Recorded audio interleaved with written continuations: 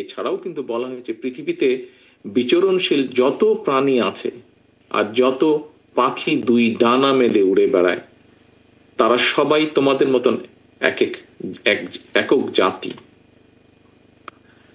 পশু পাখি কিংবা বন্য প্রাণী অর্থাৎ সৃষ্টি জগতের প্রতিটি সৃষ্টি একে অপরের জন্য উপকারী।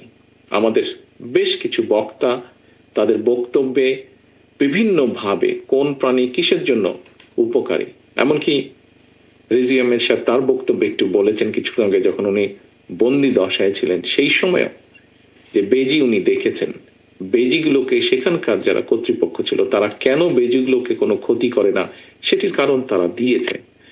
তার মানেই ব্যাপারটা দাঁড়াচ্ছে প্রত্যেকটা মানে জগতের সৃষ্টি একটার জন্য একটা অপরের উপকারী। মানব সমাজের বিকাশে প্রত্যেকটা পশু পাখি কিংবা বন্য প্রাণীর ভূমিকা যে অনস্বীকার্য আমরা এতক্ষণ আলোচনায় সেটা শুনেছি সকলের কাছ থেকে।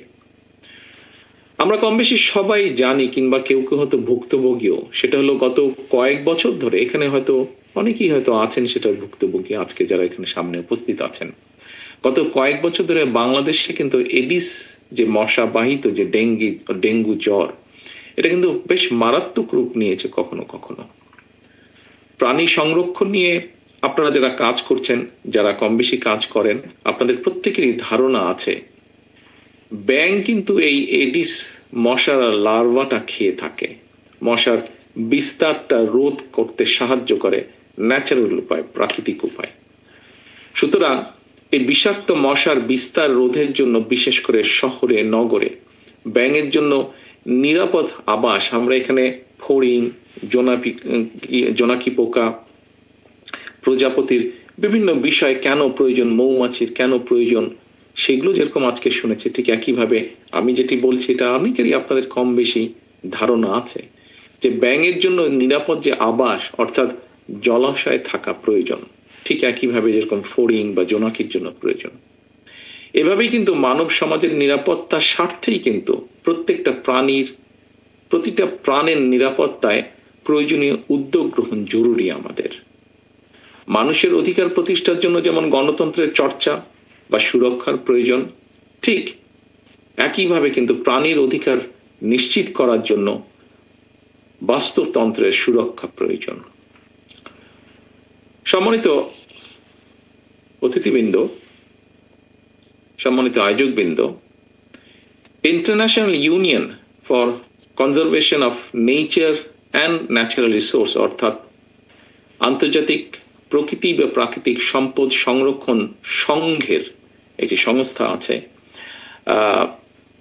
একজন বক্তা ওনার বক্তব্যে এই বিষয়টা বলে গেছেন, তারপরে আমি রিপিট করছি যে প্রায় 1 দশক আগে তাদের যে রিপোর্ট আছে সেই রিপোর্টে বলা হয়েছে যে এই দেশে 1600-র বেশি প্রজাতি প্রাণী রয়েছে। এই 1600-র ভিতরে প্রায় 300, আমার কাছে আমি যতটুকু জানি, উনি প্রফেসর সাহেব হয়তো আরো একটু কারেক্ট বলতে পারবেন, এর মধ্যে প্রায় 390টি প্রজাতি কিন্তু বিলুপ্তির মুখে চলে গিয়েছে। এবং এটা শুধু বাংলাদেশেই নয়, বিশ্বের আরো অনেক দেশেই কিন্তু মানুষের সৃষ্টি পরিস্থিতির কারণে অনেক প্রজাতির অস্তিত্ব হুমকির সম্মুখীন। আজকে একটি বিশাল একটি প্রিয় উপস্থিতি, আরেকটি বড় বিষয় বাংলাদেশের গর্ব যেটা আমাদের ঐতিহ্যের প্রতীক রয়্যাল বেঙ্গল টাইগার, এটিও আজ এখানে আলোচিত হয়েছে। সময়ের সাথে সাথে এই বাঘও এখন মনে হয় বিলুপ্ত প্রজাতির তালিকায় খুব সম্ভব স্থান করে নিচ্ছে।